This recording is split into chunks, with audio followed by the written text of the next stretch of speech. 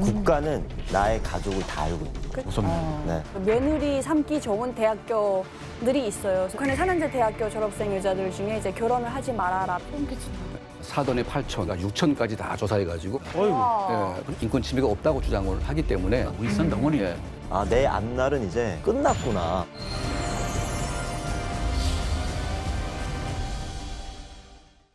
북한의 실상을 제대로 마주봅니다. 페이스북. 북한이 그동안 저지른 각종 도발과 논란으로 국제사회에서 오랜 지탄을 받아왔습니다. 그 중심에는 인권 문제가 빠지지 않는데요. 이 북한의 심각한 인권 침해 문제는 바로 북한의 신분제도인 성분제가 시작이었습니다.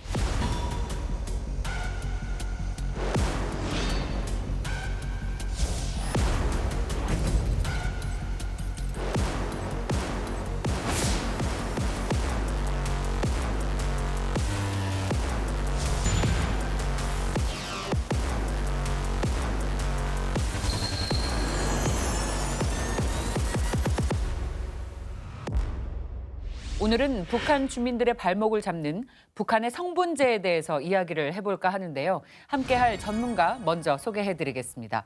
북한 전략센터의 강철환 대표님입니다. 어서 오십시오. 네, 안녕하십니까.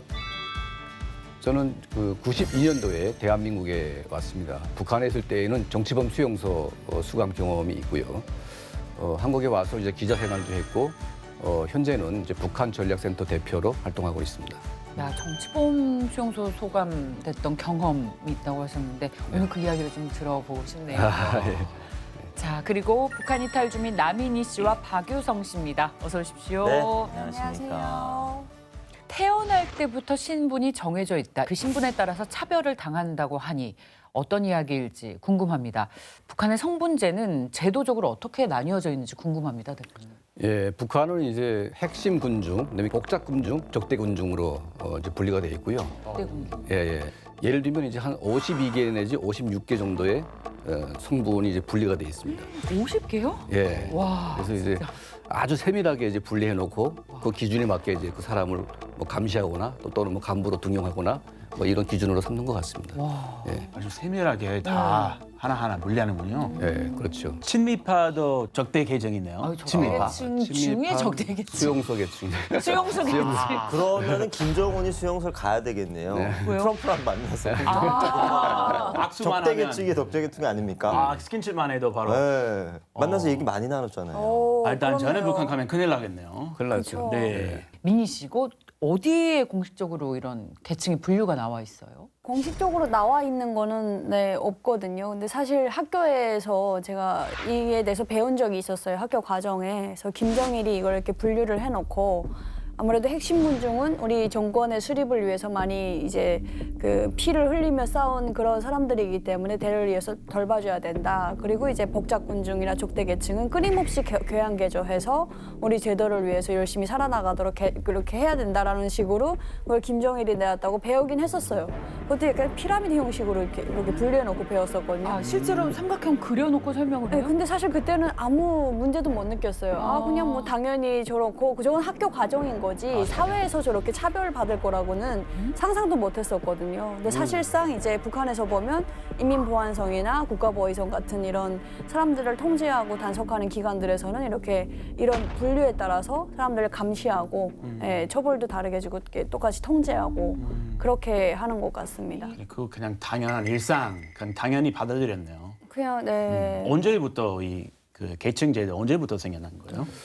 그러니까 이제 45년 광복 직후에 이제 북한은 이제 노동당 간부 선발 사업 또 중간 간부 선발 사업을 하면서 어떤 기준으로 할 것인가에 대한 논의가 있었던 것 같습니다. 그래서 67년도부터 주민등록 재등록 사업이 시작되면서 이제 구체적으로 이제 어떤 성분에 대한 연구가 시작됐고 이제 집행이 된 이제 그런 상태인데요. 그러니까 이제 아마 국가보위성과 인민보안성 여기서 이제 조사를 해가지고 사돈의 8천, 뭐 외가, 뭐 친가 6천까지 다 조사해가지고 실제로 이제 당 뭐 조직 지도부나 이런 당 중앙위원회 갈 사람들은 거의 8천, 9천까지 이제 보고 있고 9천까지. 예, 국가보위성은 아마 6천까지 보고 있습니다. 그촌 누군지 알아요? 누군지 모르는데 그냥 그러니까 조사해서. 예를 들면 다 있죠. 황장엽 비서가 망명을 했잖아요. 근데 9천까지 처벌을 했답니다. 네. 전방에 나갔던 어떤 군인이 갑자기 수용소로 끌려갔는데 자기가 황당역의 친척인지 몰랐대요. 그렇죠. 모르고 네. 사는 경우가 저는 많죠. 모를 것 같아요. 구촌이면은 가족은 모르고 있는데 국가는 나의 가족을 다 알고 있는 거예요. 그렇죠. 예. 그게 좀 무섭습니다. 무섭네요. 네. 그리고 특이한 게 있는데 남자 쪽으로만 처벌합니다. 아 맞아요. 남자를 기준으로 이제 처벌을 하는데 네. 그 출가 외에는 또 처벌에 대해서 제외가 됩니다. 예. 그래서 이제 출가 외인 쪽에서 만약에 이제 이 가족을 버리지 않겠다 따라가면 이제 약간 영향을 받습니다. 근데 대부분 이제 강제 이혼을 시켜가지고 분리를 시켜놓습니다. 그러면 이제 외가 쪽은 처벌을 안 받는 이제 그런 상황이 되겠죠. 그야말로 연좌제 그 자체네요. 맞습니다. 예. 그러면 좀 이런 질문 드리기 송구스럽긴 한데 저랑 크리스 빼고는 다 북한에서 오셨으니까 네. 북한에 있을 때 자신이 어떤 계층이었는지도 알았을 것 같아요. 민희 씨 혹시 소개해 주실 수 있나요? 저는 좀 좋은 출신 성분이어가지고 높은 기준.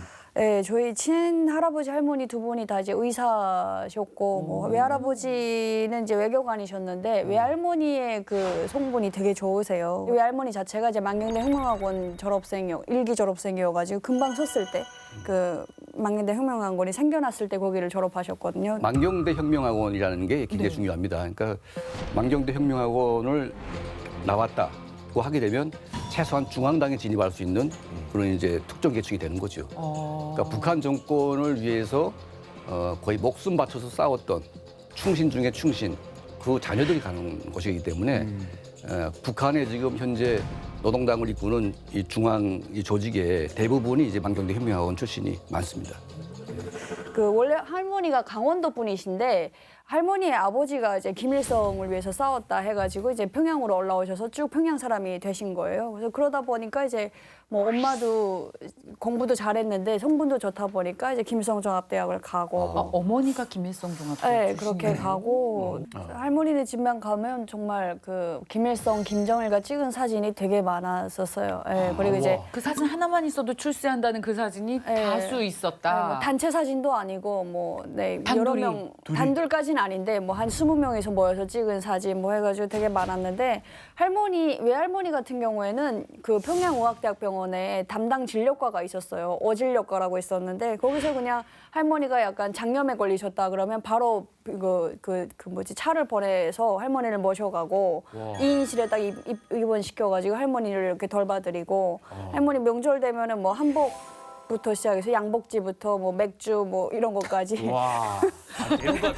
유성 씨 현타 옵니다 지금. 아까 우리 네. 대표님이 말씀하신 네. 위에 이제 핵심 계층 중에서도 정말 빨치산과 어떤 연관이 굉장히 짙은 사람 그렇군요. 그런 사람들의 지금 유자녀들인 거죠. 되게 대대로 출신 성분은 어디 가서 이제 짝지지 않는 어디 가서 대놓고 자랑할 만한 나름 북한에서는 되게 떠들면서 다녔던 것 같아요. 지금 한국이니까 제가 이렇게 겸상하고 있죠. 북한에 있었으면 저분 얼굴도 얼굴도 보기가 못 본- 힘든 분이에요. 네, 여기니까 저렇게 구경이나 하는 거죠. 말이나 섞고. 대한민국이니까 평등사회니까 가능하죠. 페이스북 덕분에. 아우 다행입니다. 북한에 있었으면 부끄럽습니다. 저분 그냥 닭 잡듯 그냥 잡아버렸을 텐데. 아니 원래 그 매니 씨 좀 친하게 지내고 있었는데 들어보니까 조금 더 친하게 지내네요.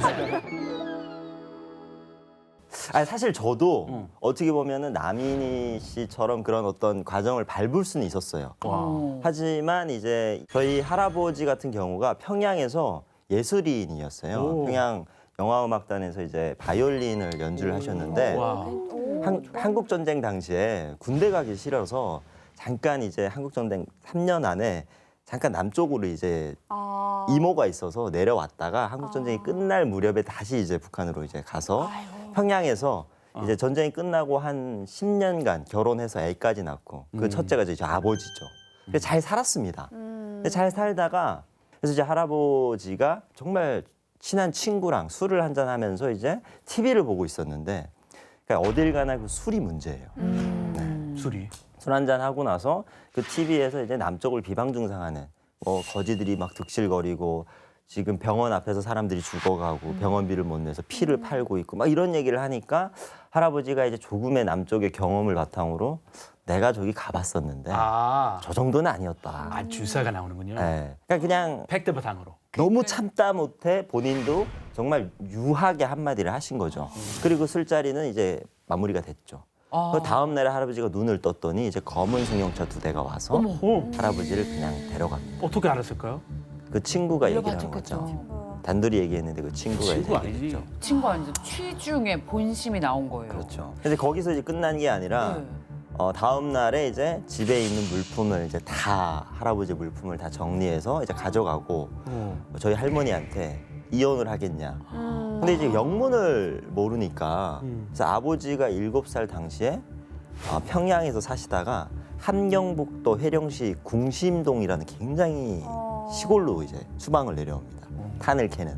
그리고 이제 거기서부터 이제 우리 가정의 앞날이 이제 시작이 되는 거죠. 그래서 할아버지가 정치범 수용소로 가셔서 이제 어떻게 됐는지는 이제 그 이후로는 소식이 없고 다시 못 뵀어요. 네, 사진 한 장 남지 않았기 때문에 제가 할아버지가 어떻게 생겼는지도 모르는데 그 이후부터는 저희 아버지는 군대도 못 갔습니다. 못 갔어요? 북한에서 그렇게 가기 쉽다는 군대도 못 갈 정도로 완전히 적대계층 중에도 이제 적대계층으로 찍혀서 이제 생활을 했고 그 할아버지 한마디로 그렇죠. 그 한마디로. 뭐 하나만 걸려라 했는데 그게 네, 그날이 딱 됐었던 걸렸죠. 거군요. 그러니까 이제 저희 집 같은 경우에도 이제 저희 할머니 같은 경우에는 일본에서 네. 공산당원으로 있을 만큼 그래서 이제 저희 할머니가 이제 조선여맹위원회 부위원장까지 올라가는데 그때 김일성 부인이 이제 네, 김송이가. 김송애가 위원장이었고 저희 할머니가 부위원장이었어요. 오. 네. 원투. 원투, 예. 네, 넘버 그, 투. 그 정도로 올라갔다가 이제 할아버지가 하루 아침에 이제 뭐 우리 유성 씨 그 케이스처럼 그런 이제 말 잘못해가지고 이제 할아버지는 이제 행방불명이 됐고 와. 그리고 석 달 후에 이제 저희 집에 뭐 국가보위부가 딱 와서 이제 조국과 민족 앞에 죽을 죄를 진 민족 반역자의 가족이 됐다 이렇게 통보를 하는 거죠. 소름 끼친다. 예, 그래가지고 이제 그 직계 가족은 전부 수용소로 그리고 나머지 출가한 가족들은 다 이제 지방으로 추방 조치를 취해가지고 이혼을 시키고. 예, 그러니까 저희 어머니 같은 경우는 또 외가 쪽이 빨치산은 아닌데 김일성이가 일본에 파견했던 약간 스파이했던 것 같아요. 외할아버지가. 스파이. 예, 거기서 이제 옥사를 했는데 이것 때문에 이제 혁명 열사로 분류가 됐어요. 예. 제일 교포긴 한데. 예. 그래서 이제 우리 외가 쪽은 매일 선물도 받고 막 그렇게 했는데 어머니를 이혼시킴으로 인해서 그 외가 쪽을 보호를 한 뭐 그런 조치를 취한 것 같습니다. 그래서 저희 집도 이제 하루 아침에 요독 수용소로 끌려가면서 완전히 이제 뭐 적대계층 중에 최악으로 이제 떨어진 거죠. 정말 하루아침에 완전히 운명이 바뀌어버리고. 그러니까. 네. 대표님 그때 몇 살이셨어요? 제가 9살 때. 와, 혹시 그 정치범 수용소 끌려갔던 날 혹시 9살인데 기억이 나시는지? 뭐 하루 아침에 이제 트럭에 막 실어가지고 한 6시간 동안 계속 가다 보니까 산 속에 들어갔는데 그게 딱 이제 뭐 그 일제 시대 때 우리가 이제 영화에서 봤던 그 일본 뭐 이런 감옥 같은 그런 형태의 감옥이 딱 있는 거죠. 좁은 감옥. 예, 군인들이 막 무장 모쳐 서 있고 술탄까지 차고. 예, 그래서 이제 그 수용소 정문이 열리면서 쫙 들어갔는데 저는 그 첫 순간이 잊을 수가 없어요. 그러니까 이제 그 제 또래 아이들인데 전부 다 이게 완전히 무슨 거지도 그런 거지가 없는 거예요 이게. 빼빼 마르고 완전히 막 이게 막 옷도 막 찢어진 거 막 기운 거 입고 막 이렇게 했는데 그래서 저랑 같은 키의 애들이 난 동갑인 줄 알았어요. 근데 나중에 보니까 저보다 2년 선배들이 저랑 키가 비슷한 거예요. 예. 그러니까 저도 2년 후에 보니까 새로 들어온 애들 보니까 저보다 이제 10cm가 더 키가 큰 애들이죠. 그러니까 우리 먹지 못해가지고 키가 이제 안 자라는 이제 그런 형태였는데 그래서 그 수용소에 처음 들어갔던 이제 그 추억이 진짜 저는 아직도 진짜 뭐 생생하죠. 그때 예. 그 충격이 잊혀지지 않으시겠어요? 그러니까 이제 여독 수용소는 제가 이제 한 10년 정도 있었습니다. 10년씩이나요. 예. 10년. 예. 9살부터. 그러니까 이제 어린 시절 딱 거기서 보낸 것이고. 항상 대표님 보면서 그 궁금한 점이 있는데 제가 이제 북한에서 알기로는 이제 정치범 수용소에 한번 들어가면 절대 나올 수가 없는 곳이다라고 하는데 근데 그래도 대표님은 이제 10년 동안 생활하시다가 거기서 지금 나오셨잖아요. 그러면 누구 하나가 그래도 좀 당에 좀 충성을 해서 신분이 약간 변화가 되거나 이래서 어떤 변화로 인해서 나온 건지 아니면 자동적으로 그렇게 되는 건지 왜냐면 되게 특이한 케이스여서 그래요? 그게 이제 그 여독 수용소 안에 혁명화 구역이라고 하는 특별 구역이 하나 설치가 됐어요. 이게 왜 만들었냐면 죽이기 아까운 사람들을 골라가지고 3년 내지 10년 정도를 담가놓고 당금질을 시키고 이제 쓸지 안 쓸지를 이제 테스트를 하는 거예요. 그래서. 쓸지 안 쓸지. 예, 똑같아요 그냥 시스템은 똑같이 죽고. 아까운 인지셨군요. 그냥 그러니까 버리기에 아까운. 그러니까 우리 집안은 약간 조청년계에서 핵심 계층이었고 또 일본의 친척도 있고 좀 애매한 사람, 죽이기 애매한 사람들을 거기다 갖다 놓고 이제 보는 거죠.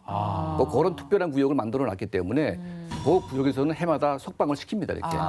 예. 그러니까 우리는 이제 여덕 수용소 안에도 저쪽 반쪽 지역은 또 완전히 못 나가는 지역이 또 있어요. 근데 그 사람들을 보면 저희가 또 행운하구나. 그렇죠. 예. 가능성이나 기회가 예. 그래도 있으니까. 그리고 그쪽 사람들은 우리보다 노동 시간도 길고 교육도 못 받고 그리고 이제 우리는 뭐냐면 김일성 일가에 대한 그 정치적인 생명을 박탈하진 않았어요.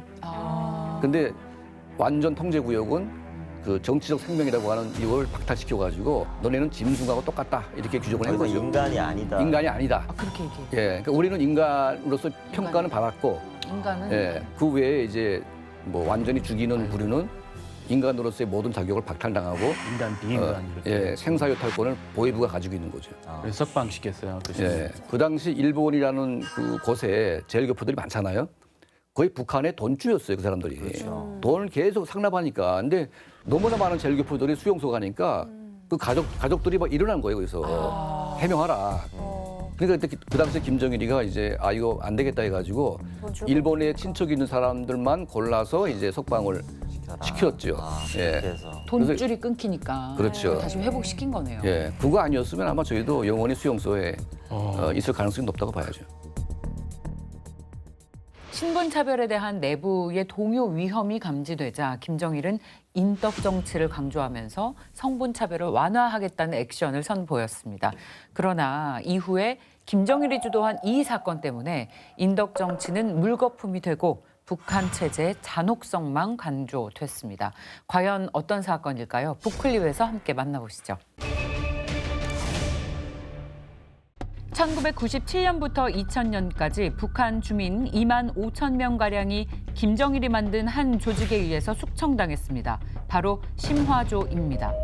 심화조는 주민등록 요회를 심화한다라는 말에서 나왔는데요. 북한 주민들의 계급적 토대와 사회, 정치, 생활경위, 가정환경, 현재의 사업 등을 심도 있게 파악하는 조사기관입니다.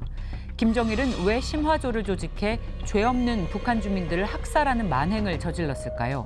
당시 김정일에게는 두 가지 큰 고민이 있었습니다. 우선 김일성의 측근 세력입니다. 여전히 권력의 중심에 서서 김정일의 독단적 통치 방식에 불만을 표했는데요. 김정일은 자기 마음대로 되지 않는 이들을 내치고 싶었던 겁니다.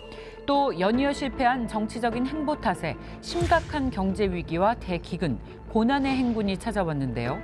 상황이 이렇다 보니 북한 주민의 민심 이탈은 물론이고 간부들의 불만 또한 극에 달합니다. 김정일은 선대의 추종 세력을 몰아내고 자신의 편으로 권력을 재편하면서도 민심을 돌릴 수 있는 방법을 찾았는데요. 그 해결책이 바로 심화조였습니다. 우선 북한에 닥친 대기근의 책임을 중앙당 농업 담당 비서였던 서관희에게 물었습니다. 그는 김일성 밑에서 오랫동안 북한의 식량 정책을 담당한 김일성의 충신이었는데요. 미국과 한국의 첩자로 임무를 받고 북한 주민들을 굶겨 죽이기 위해서 체계적으로 농사를 망치게 했다면서 평양 시민들 앞에서 서관희를 총살합니다. 여기에 나아가 김정일은 용성 간첩 사건을 꾸며냅니다. 평양시 용성구역에 6.25 전쟁 시기부터 현재까지 잠복한 한국 간첩들을 적발했다며 대대적으로 발표합니다. 김정일은 서관이와 용성 사건을 빌미로 사회안전성 내에 심화조를 조직합니다. 사회안전성의 정치국장인 최문덕을 책임자로 앉혀 주민등록 요회 사업을 심화하기 시작하는데요. 당시 북한 주민을 위해 다정다감한 인덕 정치와 성분 완화 정책을 펼치겠다던 김정일의 선정과는 정반대의 행보였습니다. 주민들의 성분에 조금의 의구심이라도 들면 강도 높은 조사가 이어졌는데요. 성분 조사를 빌미로 특히 김일성 시기의 유력 인사들을 간첩으로 몰아 숙청했습니다. 고위급 간부를 포함해 북한 주민 2만 5천 명가량이 사형당하거나 정치범 수용소에 보내졌는데요.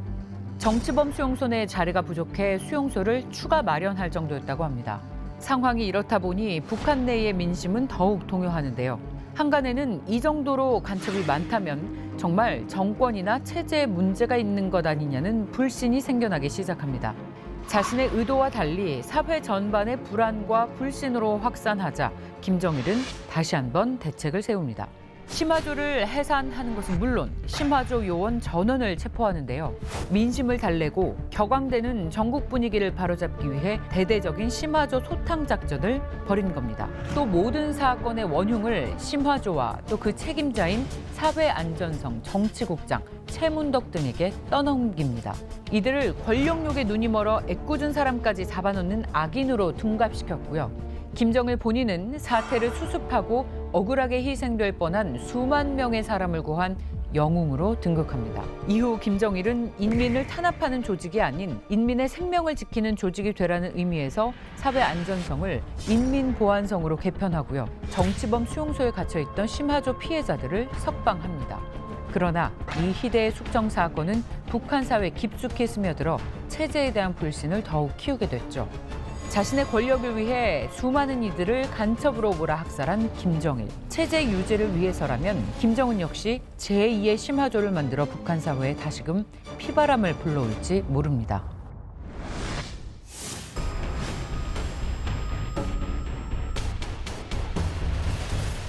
학교 교육에 있어서도 신분에 차별을 뒀다고 하는데 어떤 차별이 가장 기억에 남으세요? 사실 이 사회에서 뭔가 내가 기득권이 되려면 교육이 절대적으로 네. 따라가야 되는데 그게 이제 이 성분제로 인해서 교육의 길이 막히기 시작합니다. 아, 저 나름 공부 열심히 잘했거든요. 아 그래요? 그래요?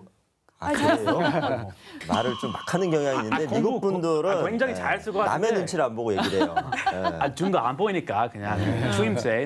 되게 진심으로 지금 좀 민망해하고 계시네요. 북한에 있을 때 어떤 게 제일 서러웠냐? 사실 어렸을 때는 내가 어떤 신분인지를 잘 깨닫지 못해요. 그 벽이 뭔지를 그냥 모른단 말이에요. 네. 그러다 살다가 그걸 처음에 딱 맞닥뜨리는 순간이 있습니다. 언제?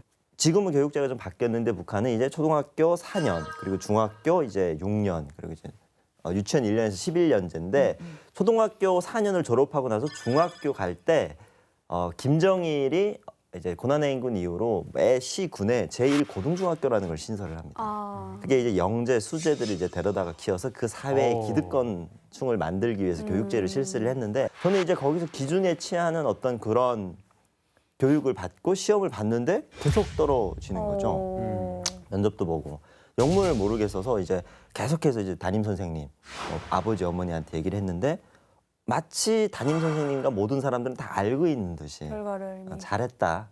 그만해도 된다 뭐 이런 식으로 얘기를 하는데 애들이 다 경쟁을 하고 있으니까 저는 여기서 이제 포기를 할 수 없었던 거죠. 그래서 계속해서 도전을 했는데 나중에 딱 그 한마디 하더라고요. 너네 아버지 당원이 아니어서 안 돼. 신분 때문에. 네, 어느 정도 신분도 적대계층 중에서도 어느 정도의 그래도 가능성이 있어야 돈과 빽과 이런 교육의 진로 갈 수 있지만 너는 너무 처져 있기 때문에 안 된다. 그래서 그때 제가 이 성분제 벽을 북한에서 처음 맞닥뜨리게 됐어요. 그다음부터는 내 앞날은 이제 끝났구나. 그랬겠어요. 그래서 완전 포기하고 그때부터 공부를 놔버렸죠. 중학교 들어갈 나이 그때는 네. 인생 포기했다, 공부 포기했다. 네. 이게 너무 슬퍼요. 그러니까요. 이거 스펙이 완벽해도 신분 맞아요. 때문에 학교 못 들어간다는 게 말이 안 돼요. 그게 이제 북한입니다. 어때요? 북한에서는 진짜 이렇게 공부를 잘해도 성분 때문에 좋은 학교를 못 간다. 그렇죠. 철저하게 이제 어떤 성분제도에 의해서 그 아이들이 이제 능력이 아무리 좋아도 이제 배제가 되는 경우가 대부분 게 있는데 예를 들면 이제 김일성 종합대학 그리고 공산대학 이런 데는 그 출신 성분이 안 되면 절대 못 갑니다. 근데 그 외의 대학들은 이제 어떤 출신 성분이 나쁘다고 해도 돈이 있으면 약간 좀 이제 예외가 되는 경우가 많아졌어요. 돈으로. 예. 그리고 이제 또 어떤 경우가 있냐면 김정일 때 너무 이제 배척하다 보니까 그 적대계층 중에 인재가 또 많잖아요, 이게. 그러니까 얘네들이 아까운 거죠. 그래서 이제 약간 완화시키면서 이제 정말 수재들은 이제 보내줘라 해가지고. 정말 수제가 아니어서. 정말 수제가 정말 아니어서. 수제. 네. 그냥 수지였어요. 그러니까 예를 들면 이제 뭐 저희 그 사촌 중에 우리는 수용소 갔고 얘는 무산군에 추방 갔는데 무산군에서 1등 했어요. 그러니까 1등은 무조건 원하는 대학 갈 수 있는데 김일성 종합대학은 절대 안 된답니다. 합리적이진 않네요. 비합리적이네요. 김일성 종합대학을 졸업한 사람들을 북한에서는 별로 믿질 않아요. 왜냐면 이제 그게 약간 그 폰트라고 하나요? 이게 뭐 폰트, 폰트. 추천서. 추천서가 오는데 빽 있는 자들이 전부 다 몰려가지고 다 가져가니까. 김일성종합대학 정치경제학부를 김정일이 나왔대요. 그래서 이제 김일성종합대학 안에서도 정치경제학부가 가장 1순위예요. 거기는 정말 채령에도 거기를 나왔는데 그 이제 아버지 백으로 갔다. 소문은 그렇게 나 있어요. 워낙 최연은 좀 장군 같은 감이 있었지만 최령에는 아버지만 못하다. 근데 이제 백으로 간 거다 이런 식으로 얘기해서 저희 때도 김일성종합대학은 그 입시를 준비할 때 그런 얘기했어요. 뼈다귀 전쟁이라고 서희. 그러니까 뼈다귀가 혈통인 거예요. 그 전쟁이라고. 너무 적나라한 표현이다. 뼈다귀 전쟁. 공부를 잘해도 성분이 안 좋으면 그쪽은 쳐다보지도 말아라 이런 식으로 그러니까 얘기를 이제 했었죠. 엄밀히 말하면 그러니까 자연계 쪽은 약간 실력이 있어요. 네, 예,理科 근데, 대학이 있어요. 근데 이 정치 계열, 사회 계열은 이제 빽이 엄청나게 들어오는 거죠. 예. 공부를 잘해도 출신 성분이 우선이다. 그렇죠. 그러니까 예를 들면 이제 김일성 종합대학에 종교학과라는 게 생겼어요. 종교학과가 있어요? 예. 거기 종교 없잖아요. 그게, 김일성 말고는. 예, 신설됐습니다. 됐는데 그 종교학과가 한때는 최고의 학과가 됐어요. 뭐 배워요? 뭐 기독교 종교학과에서? 강의요? 기독교, 불교, 배워요? 이슬람 배우는데 이거 왜 배우냐면 그러니까 예를 들면 한국하고 교류하는데 한국 교회에 돈이 많다 예를 들면 그래서 교회를 상대하려면 이제 지식이 필요한 거죠. 그리고 한국 불교하고 상대하려면 불교 지식이 필요하니까. 적에 대한 지식 예, 쌓기 그래서- 위해서. 예, 그래서 종교학과를 나오게 되면 통전부로 다 갑니다. 통일전선부로. 여직으로 그러니까 이른바 외교관 되는 약간- 길이네요. 네, 그러니까 약간 대남 사업을 할 수 있는 그런 네. 과이기 때문에 거기는 정말 뭐 공부 잘 못해도 그냥 갖다 가요? 붙이면 되는 거니까 고위층 간부의 자녀들이 왕창 몰려가지고 최고의 어떤 그 경쟁률을 보인 학교가 신앙생활 위한 거 종교학과였다고. 아니고. 예. 지금은 완전히 바닥을 치겠죠. 예, 지금은 아예 그냥 네. 누구도 안 가려고 그러겠죠. 그렇죠. 김정은 통일 안 한다고 했으니까 예. 통전부 사라지고 이제. 그렇죠. 통일 안 한다고. 예. 그럼 그분들은 이제 뭐 하겠습니까? 종교학과 아무것도 할수 없죠. 폐지되겠네. 그렇죠. 그럴 폐지 가능성 있네요. 일단은 통전부에 들어간 사람들이기 때문에 그 신분은 바뀌지 않는 거거든요. 네. 예, 그래서 아마 다른 요직에 못 간다거나. 쪽으로 아마 갈 가능성이 높죠.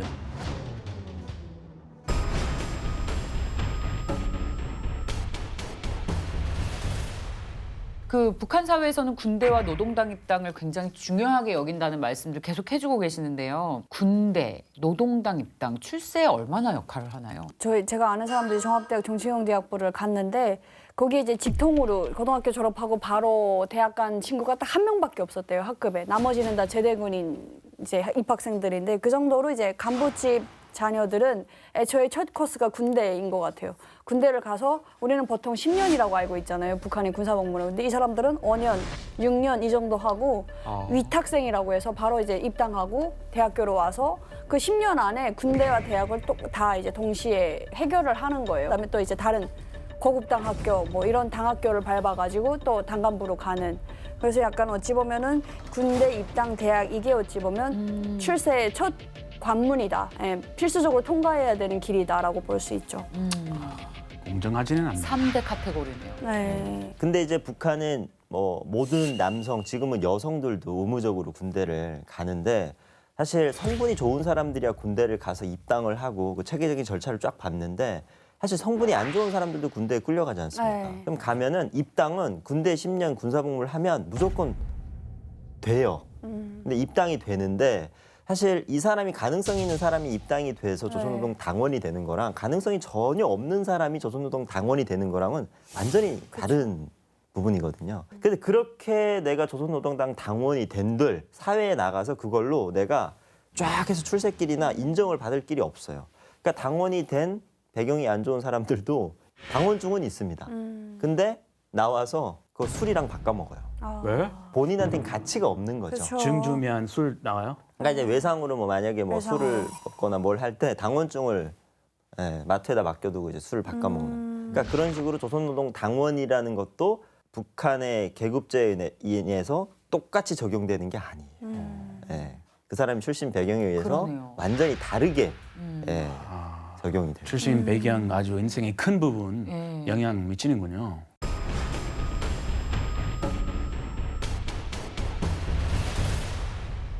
신분 차이에 따른 교육도 출세에도 차별이 있다는 얘기를 들어봤습니다. 그럼 결혼도 혹시 차별이 있나요? 기본적으로 이제 내가 뭐 최고위층에 진입을 하고 싶다.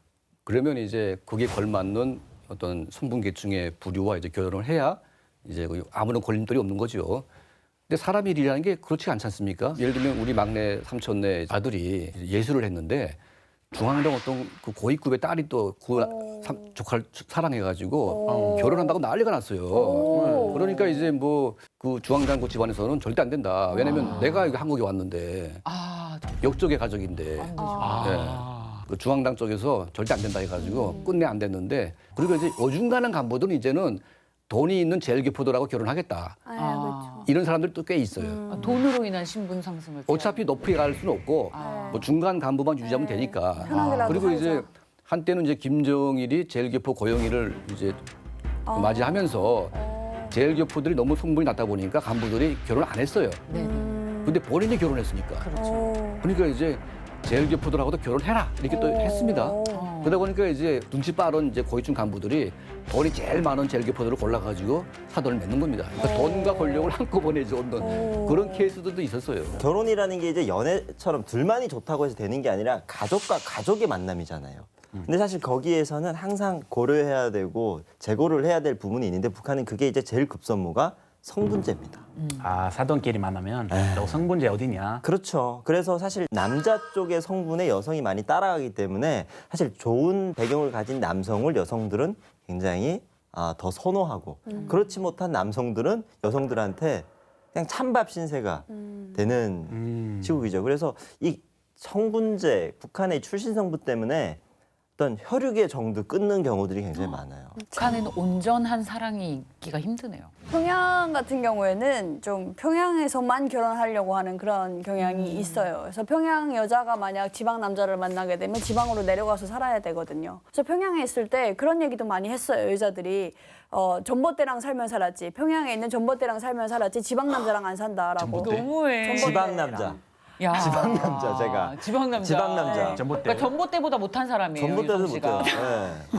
그러면 북한 여성들은 대부분 시집을 잘 가야 신분이 상승된다고 생각하겠네요. 그렇죠. 정말 조선시대 마인드다라고 해도 과언이 아닐 정도로 여성의 경우에는 정말 시집을 잘 가면 또 한 번에 팔자가 바뀐다. 그러다 보니까 시집을 잘 가려고 좋은 대학을 가는 경우도 있고 더 좋은 어떤 높은 집안의 어떤 결혼을 하려고 그래서 제가 이제 북한에 있을 때 그런 게 있었어요. 북한은 이제 4년제 대학생, 뭐 김일성 종합대학이라든가 평양의학대학이라든가 뭐 이런 식으로 며느리 삼기 좋은 대학교들이 있어요. 그래서 그런 대학교에 며느리 오디션을 내려와요. 중앙당 고위 간부들이 이제 오더를 주는 거예요. 우리 아들이 이제 장가 가야 되는데 그 좀 괜찮은 여자 애들로 좀 한번 보여달라 해서 저희 엄마랑 저희 엄마 동창 두 분이 그때 졸업학년 때 이제 올라가서 이제 면접을 봤는데 오디션을 보셨어요. 네, 근데 엄마는 그때 당시 아빠가 계셨대요. 그래서 이제 탈락됐고 엄마 동창이 갔는데 그 자리가 어디였냐면 소관이 며느리 자리였어요. 오. 북한에 한때 농업상으로 굉장히 잘 나가던 사람이 네. 있거든요.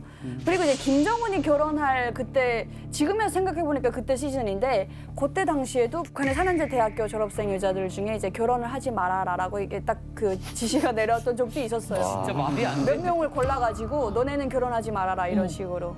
네, 그런 적도 있고 약간 이런 식으로 선발이 되면 그래도 팔자가 피는 거니까. 네. 북한에서는 이렇게 비슷한 계급끼리 결혼을 해야 내 자식도 계급을 유지할 수 있다는 이야기까지 나눠봤습니다. 그렇다면 북한 계급의 최상층인 백두 혈통의 경우에는 아마 더더욱 성분을 잘 따졌을 텐데요. 근데 김정은의 성분에 대해서는 사실 말이 많아요. 그 어머니가 제일교포, 이른바 그렇죠. 째포다라는 네. 얘기도 저희 계속 하고 있는데 네.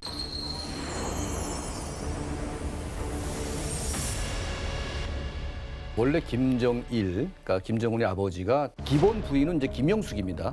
김영숙이는 이제 그 김일성이가 이제 시켜가지고 결혼을 했고, 근데 절대로 김정일은 김영숙을 좋아하지 않았어요. 그냥 얼굴 마담으로 세워놓고 실제 사랑한 여자들은 뭐 성혜림이, 고영희, 뭐 김옥이 이렇게 됐는데 아마 이제 그 가운데서 고영희를 제일 사랑한 것이 아닌가. 그러니까 세 자녀를 낳았기 때문에. 그 예. 일본 교포. 그렇죠. 예. 그리고 이제 김정은의 엄마.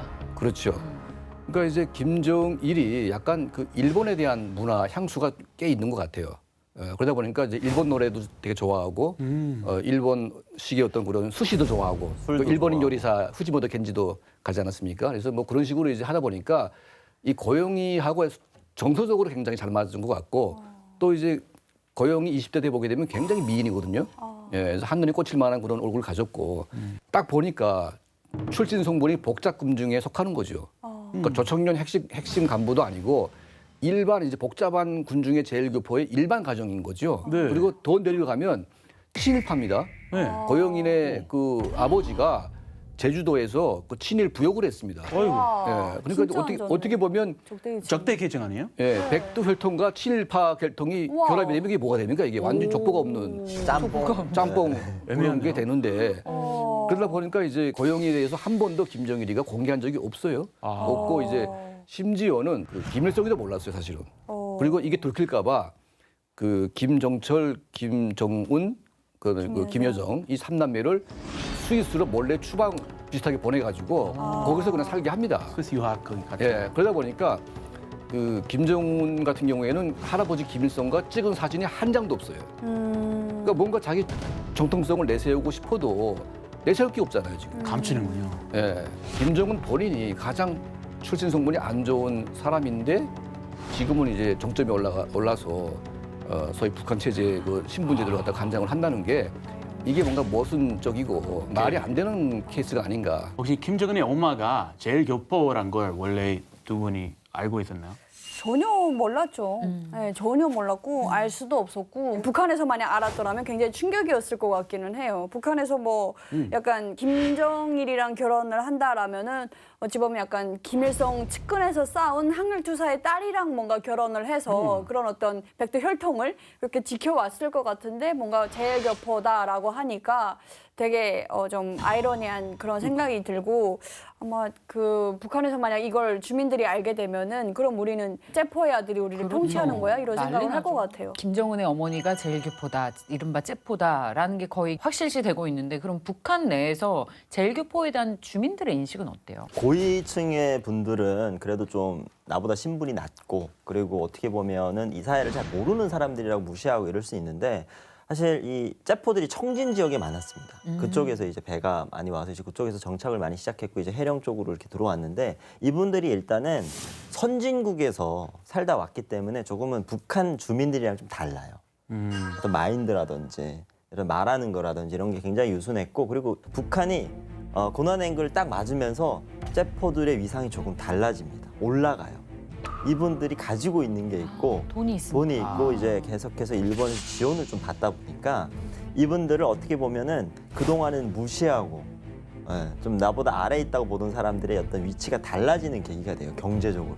그래서 지금은 북한에서 그래도 째포라고 하면 잘 사는 결혼도 좀 하려고 하는 하고 싶어 하는 그런 대상으로 좀 바뀌었어요, 지금. 그러면 김정은의 어머니가 제일교포고 그것을 적극적으로 내세우기 어려웠다면 예. 늘 그 생모에 대한 우상화가 있었잖아요, 지금까지. 그렇죠. 김정은은 그걸 제대로 시도할 수가 없었겠네요. 김정은 자체가 이제 후계자로 되는 과정도 네. 굉장한 이제 권력 암투, 궁중 암투가 있었죠. 그래서 원래는 사실은 김정남이 되는 게 맞는데 고영이가 이제 뒤에서 막 작전을 해가지고 김정남이 일본에 몰래 갔을 때 그걸 터뜨려가지고 망신 주고 그래서 이런저런 이유로 이제 김정남을 아웃시키고 이제 김정은을 그 자기 아들을 세우려고 했는데 원래는 이제 김정은의 형 김정철이가 세는 게 맞죠. 네. 근데 김정철이가 그거를 거부했어요. 자기는 싫다고. 자유롭게 살고 예. 싶어서. 그러니까 이제 할 수 없이 김정은을 세웠는데 김정은 본인은 사실은 이게 검증된 바가 별로 없어요, 이 사람도. 약간 좀 이렇게 다혈질이고 그러다 보니까 이제 그 장성택이나 김경희도 조금 약간 아닌 것 같다는 그런 의심이 있었죠. 예, 이제 그런 이제 배경도 있다 보니까 김정은이 어머니 고영이에 대해서 약간 우상숭배하기가 애매모했었는데 어쨌든 후계자로 세웠으니까 뭔가 뿌리가 필요하죠. 아버지는 김정일이고 또 어머니는 이제 누군가 있겠는데 이거를 공개하려고 준비를 쫙 했어요. 네. 그러니까 2011년도에 고영이를 우상숭배하는 드라마를 하나 제작을 했습니다. 2011년도경에 해가지고 뭐 송군조선의 뭐 위대한 어머니 해가지고 고영이를 우상숭배하는 걸 했는데 실제로 김정일이 가장 많이 데리고 다닌 사람이 고영입니다. 그래서 인민군 부대 다니면서 고영이 이름으로 이제 뭐 요군들에게 뭐 립스틱을 막 선물을 해주고 그런 사례가 많았다고 합니다. 그래서 이런 것들을 이제 딱 찍어가지고 내보내려고 딱 준비했는데 드라마를.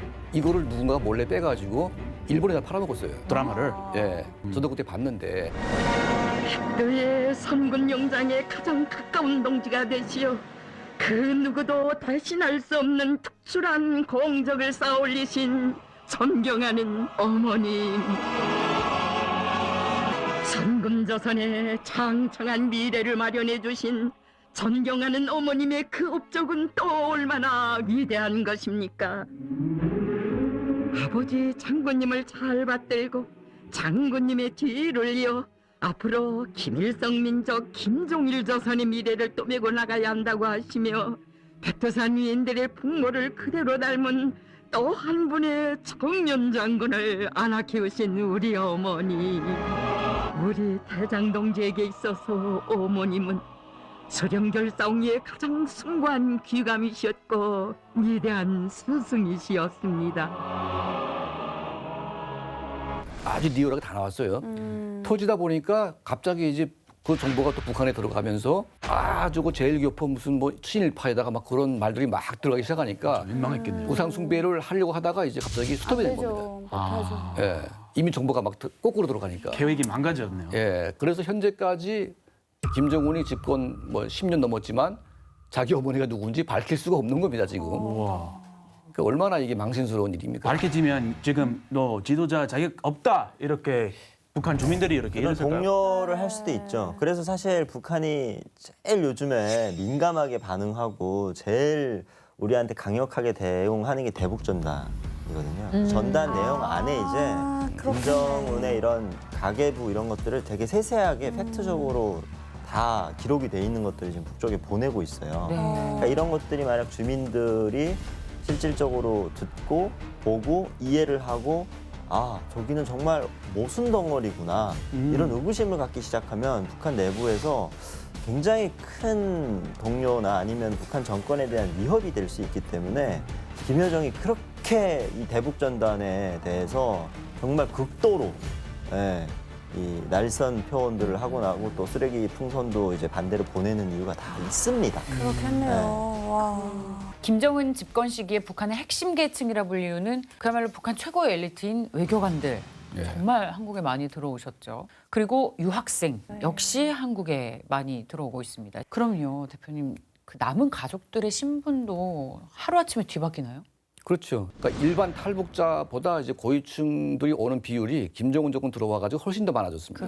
그러다 보니까 지금 평양 중심이 거의 아수라판이 된 것 같아요. 예. 그리고 더 중요한 거는 장성택이라고 하는 이 사람을 처형 제거를 할 때 네. 장성택이 붙어있던 소위 뭐 노동당 행정부 여기에 이 간부들이 다 핵심 계층이거든요. 핵심 중에 핵심인데 이걸 싹 다 그냥 정리를 했습니다. 자격이 컸겠네요. 예, 그러다 보니까 이제 성분이 막 엉망진창으로 된 겁니다. 그리고 이제 김정은 본인도 자기 형을 죽이지 않았어요. 네?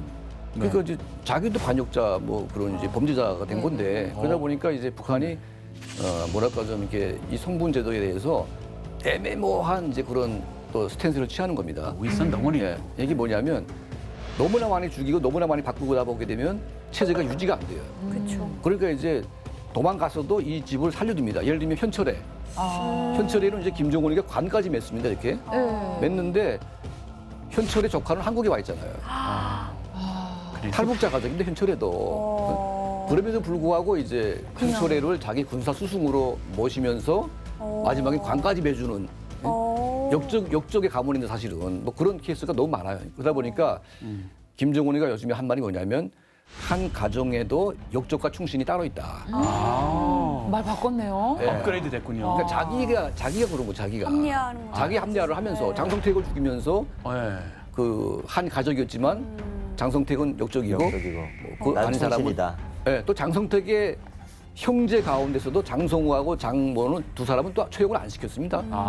장성택만 제거하고 형들은 또 그대로 있어요. 무조건 살아남아야 되니까. 예, 그러니까 이거 뭐냐면 너무 많이 죽이다 보게 되면 뭐 북한의 간부 반은 다 잡아가야 되기 때문에 그러다 보니까 이제 그런 애매모호한 그런 논리를 만들어 가지고 뭐 한 가정에서도 충신과 역적이 있다고 이제 규정을 하면서 살려두고 있습니다.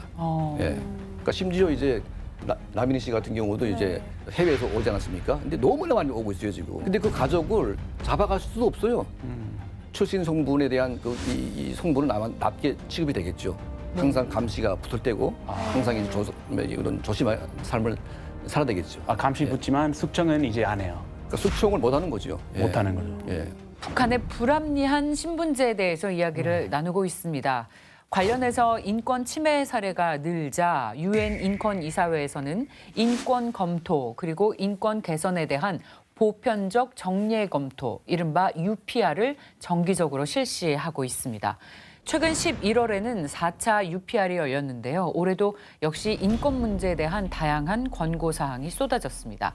대표님께 여쭤볼게요. 지난 1차부터 4차 UPR 동안 빠지지 않고 북한이 지적당한 게 바로 오늘 저희가 얘기한 성분제라면서요. 예, 유엔 그 인권위원회 그러니까 정례 회의에서 이제 3차, 4차 이런 그 이어서 이제 그 북한의 성분제를 폐지를 할 것을 권고를 했습니다. 그런데 북한 정권은 이 성분제 폐지, 연자제 폐지를 이제 그 권고에 대해서 즉각 거부 의사를 밝혔습니다. 예, 그 밝힌 이유는 성분제 자체가 없다. 이렇게 인정을 하고 있고 또 이제 북한 인권에 대해서 자기네는 뭐 인권 침해가 없다고 주장을 하기 때문에 그렇게 이제 거부를 했는데 근데 이제 실제로 또 북한이 그 UPR 4차 때에는 간접적으로 또 인정을 했습니다. 그러니까 이제 뭐 그 정치범에 대해서 일반 사람들과 분리해서 구금을 하고 있다. 그러니까 수용소가 있다는 건 표현 안 했지만 분리한다는 것은 이제 수용소로 간다는 거거든요. 그거 인정했군요. 예. 그리고 이제 공개 총살에 대해서도 뭐 가족들이 이제 피해자 가족들이 아주 이제 분노하거나 뭔가 처벌을 원할 경우에는 선별적으로 하고 있다. 그러니까 최초로 이제 공개 처형을 또 인정을 했습니다. 그러니까 아마 이제 너무나 보편화되어 있고 너무나 이제 알려져 있는 사건들이기 때문에 북한도 이제는 그거를 거부하기 힘든 단계로 넘어간 것 같고요. 그래서 아마 성분제 폐지도 이런 식으로 앞으로 좀 더 압력을 가하게 되면 나중에 북한도 이제 그거를 개선하려고 노력을 뭐 할 수밖에 없지 않을까 그런 생각을 합니다. 예.